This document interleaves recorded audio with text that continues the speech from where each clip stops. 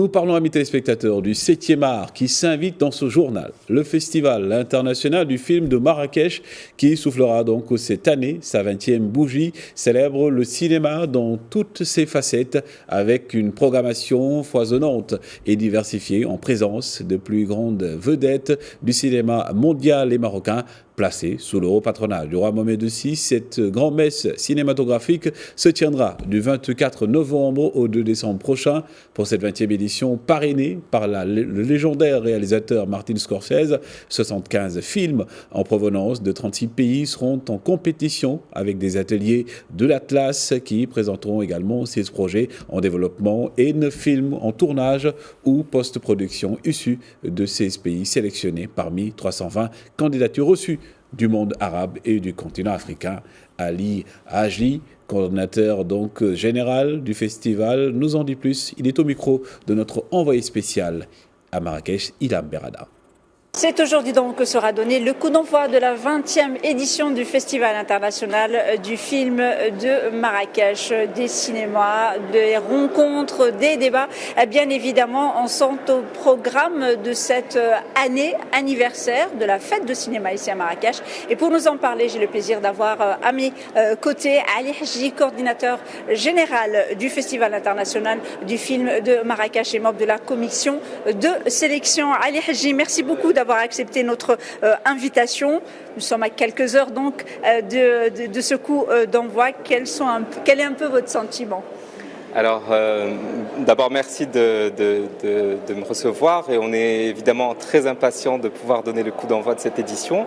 Cette édition va être d'une grande sobriété, on va vraiment se concentrer sur l'essentiel de ce qui fait l'ADN du festival, donc les projections de films et les débats, les rencontres avec les grands noms du cinéma mondial qui vont venir ici converser librement avec le public de Marrakech, mais aussi les rencontres professionnelles parce qu'on a ce nouveau volet du festival qui existe depuis 2018, qui est les ateliers d'Atlas et qui attire chaque année près de 300 professionnels qui viennent y travailler pendant les 4 jours que durent les ateliers. Alors, quand on dit une 20e édition, bien évidemment, c'est une programmation spéciale. J'imagine que pour la sélection finale, par exemple, vous avez dû voir des centaines de films, mais c'est aussi un moment spécial cette année, parce qu'il y a quand même 2 films marocains, donc c'est un grand moment aussi pour le cinéma marocain. Il y avait l'an dernier, bien sûr, Bleu du Kaftan, cette année c'est de Meriem Touzani, cette année c'est Asma El Moudir, donc, et Kamal Zrak, voilà, j'oublie son prénom, je le comprends, c'est Zrak, mais bien d'autres films donc, du cinéma marocain. On a l'impression que c'est aussi une année particulière, on sent quand même une certaine énergie, parce que c'est normal, c'est les 20 ans, et comme vous le dites, le cinéma vraiment dans toute sa splendeur est au cœur de cette édition. Absolument, et c'est vrai que c'est important de souligner, c'est une année forte pour le cinéma marocain, on l'a vu dans les grands festivals internationaux ces derniers mois, et notamment à Cannes où il y a eu 4 films marocains sélectionnés dans différentes sections, donc 3 longs métrages et un court métrage.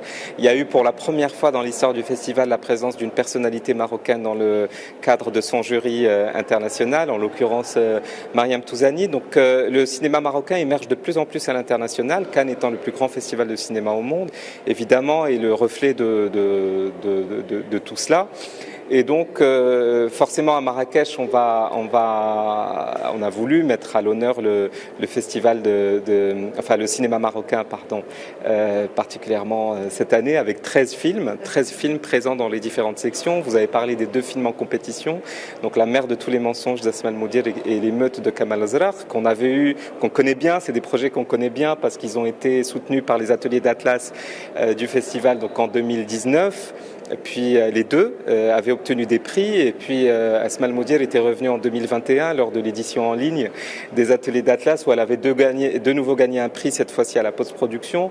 Donc voilà, c'est des projets qu'on connaît depuis longtemps, conçus depuis longtemps, et puis il nous tenait à cœur de pouvoir les montrer dans le cadre du festival. Ce sont 2 excellents films. Je pense qu'ils vont focaliser l'attention au niveau du festival ici, qui vont certainement conquérir le public.